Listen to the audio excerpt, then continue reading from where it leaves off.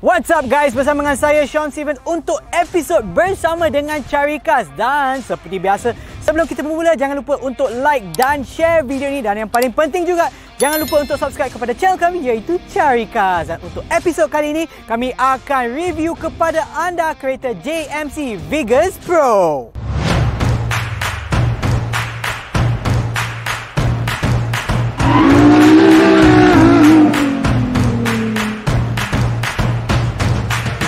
Angkatan Motor Sdn Bhd telah memperkenalkan player terbaru dalam segmen one ton pickup truck iaitu kereta ini, JMC Vigus Pro 4x4.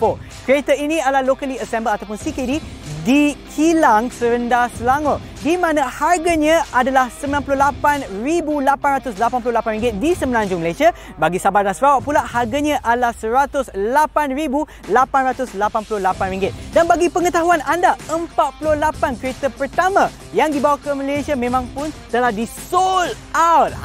Dan juga terdapat 4 warna, iaitu warna putih, warna hitam, warna silver dan untuk warna ini adalah steady brown. Jom kita mulakan dengan bahagian luaran kereta ini.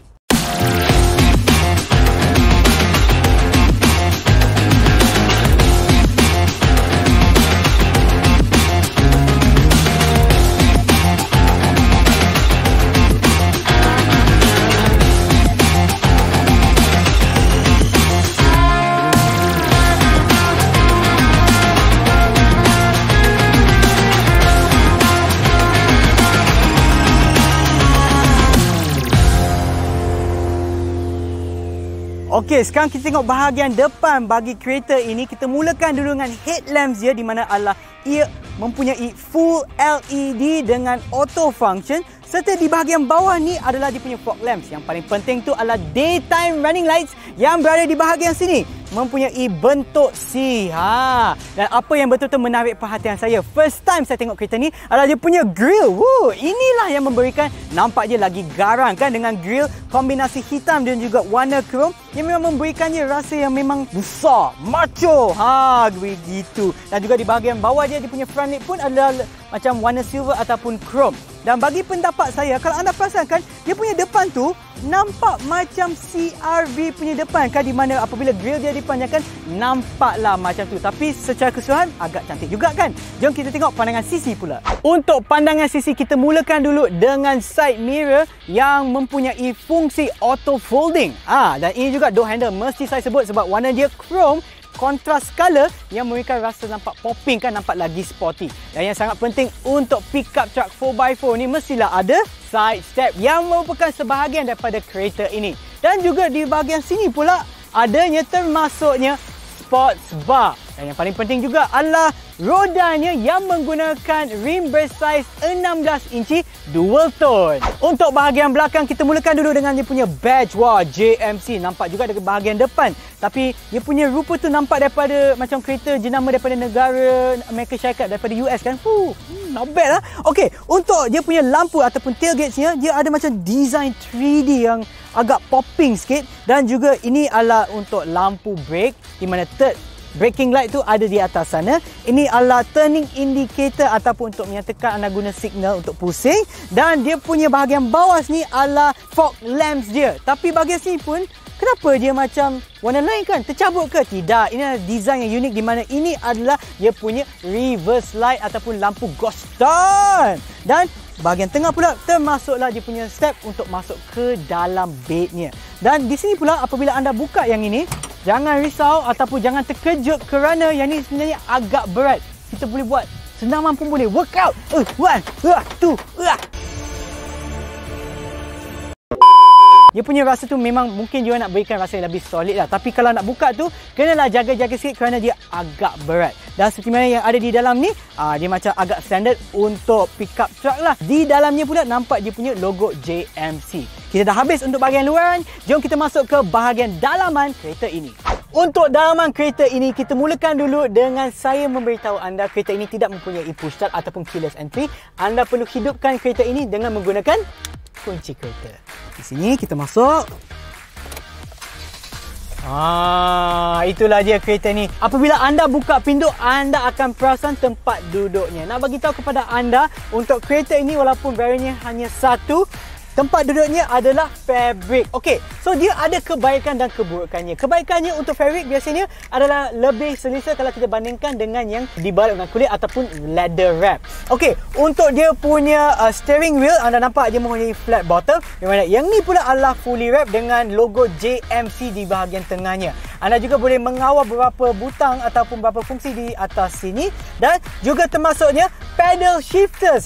Cantik juga. Untuk instrument cluster adalah kombinasi di antara analog dan juga digital yang menunjukkan beberapa informasi penting untuk kereta anda. Kita balik pula kepada infotainment system yang skrinnya bersaiz 8 inci touchscreen, tetapi tidak boleh connect ke Android Auto ataupun Apple CarPlay. Tak adalah, tapi anda boleh sambungkan infotainment system kepada telefon anda menggunakan Bluetooth, di mana anda boleh mendengar muzik dan juga menjawab panggilan anda. Selain daripada itu, untuk dia punya aircon juga adalah analog.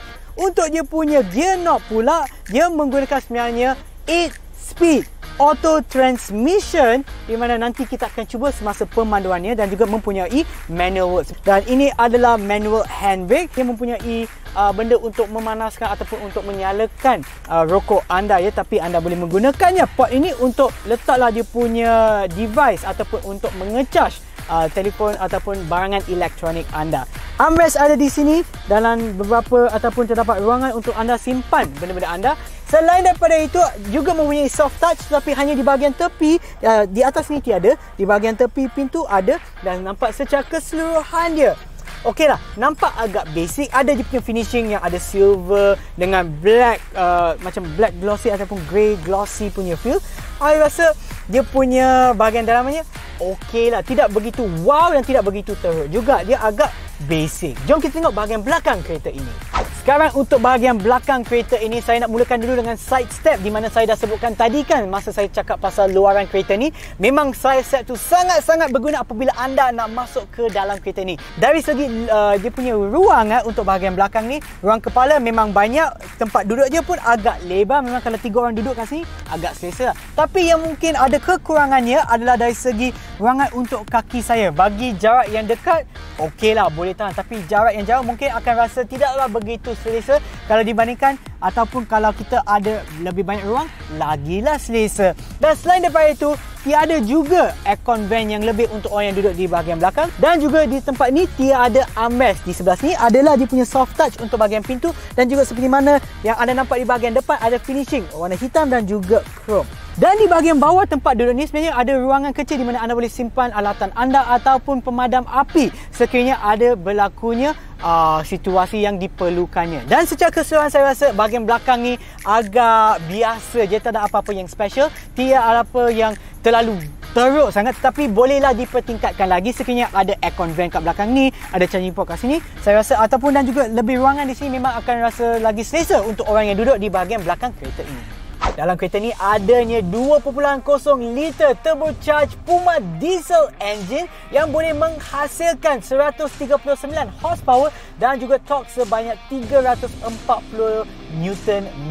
Dan ini juga menggunakan 8-speed ZF auto transmission, di mana adanya manual mode. Anda boleh mengawalnya menggunakan pedal shifters yang ada pada steering wheel. Cici keselamatannya agak basic ya, hanya ada 2 airbag, dan dia juga ada hill start assist dan juga hill descent. Adanya traction control dan juga adanya butang untuk anda menukar di antara 4-wheel drive dan juga 2-wheel drive. First impression saya pada permulaan tu memang rasa dia punya steering wheel agak berat sikit. Mungkin kerana ia mempunyai power lah ya. 2.0 turbocharged ni memang boleh rasa lah nanti. Okey lah, dia punya suspension tu agak berat lah. Sebenarnya saya ada seorang lagi satu pengacara yang biasanya mengacara dalam bahasa Cina lah, bagi cari khasnya. Ian ya. Hi Ian. Yo, hi okay. Everyone. Jadi dia duduk kat belakang pun dia boleh rasa lah. Okey, rasanya selesa ke tak duduk kat belakang tiba apabila kita naik permukaan yang tidak rata tu tadi? Honest speaking, tak berapa selesa lah bro. Kan? Jadi saya rasa agak bumpy kan. Saya pun sebagai pemandu kan, biasanya kita tak rasa, orang yang duduk kat belakang tu baru rasa. Itu sengaja. Memang rasalah dia agak keras. Secara keseluruhan saya rasa dari segi performance, dari segi dia punya power memang boleh rasa. Dari segi dia punya performance memang ada di sana. Tetapi dari segi comfort ataupun keselesaan, bagi saya sebagai pemandu dia sebenarnya agak okey. Saya rasa biasanya bila dia punya steering tu berat, mungkin dia punya responsiveness pun lagi baik. Tetapi yang untuk responsif untuk kereta ni, dia sebenarnya okey saja. Jadi mungkin kereta ni lebih kepada hardcore user ataupun untuk kerja lah, tapi bukan sebenarnya begitu selesa kalau nak bawa keluarga anda dalam kereta ni. So secara keseluruhan saya rasa pemanduan dia agak okey. Keselesaan bagi pemandu pun sebenarnya okey. Baiklah, bagi pengetahuan anda semua, sebenarnya kereta ini, Vigus Pro ni merupakan salah satu kereta yang paling popular di negara China. Dan di Malaysia ni hanya terdapat satu varian, iaitu Vigus Pro. Baiklah, jom kita bandingkan sekarang pula kereta ini di antara persaingannya. Seperti mana yang anda nampak di jadual di hadapan anda. Kita bandingkan kereta ini dengan kereta Nissan Navara NP300 SE 2.5 2018, Ford Ranger 2.2 XL bagi tahun 2018, Isuzu D-Max 1.9 liter MT Standard 2021 dan Toyota Hilux Single Cab 2.4 MT 2020. Okey, bagi max power, ya, bagi max power dan juga torque, anda boleh nampaklah dalam jadual perbandingan dia, ini ada di antara yang paling rendah. Tetapi kalau anda bandingkan, kalau anda tengok betul-betul jadual perbandingan tu, anda boleh tengok bahawa kereta ini dibandingkan dengan bukan spek yang paling tinggi bagi kereta ataupun persaingannya. Jadi untuk kereta ni, di mana untuk jenama JMC ini merupakan kereta yang paling tinggi dari segi speknya. Dan kalau anda ingin mendapatkan kereta yang nampak solid macam ni tapi mungkin bajet anda tidak begitu tinggi, inilah kereta untuk anda semua. Dan bagi pendapat saya pula, ya, pemanduan dia sebenarnya agak smooth dan juga memang powernya ada. Dan seperti yang disebutkan tadi, sekiranya bajet anda tidaklah terlalu tinggi kan, inilah kereta yang anda boleh dapatkan, di mana nampaknya pun nampak garang, nampak cantik, nampak solid. Itulah pendapat saya. Apakah pula pendapat anda? Pastikan anda tulislah komen anda di ruangan komen di bawah. Jangan lupa juga untuk like dan share video ni. Dan juga yang paling penting, pastikan anda subscribe kepada channel kami, iaitu Carikas. Dan kita akan berjumpa lagi di episod yang seterusnya. Bye-bye!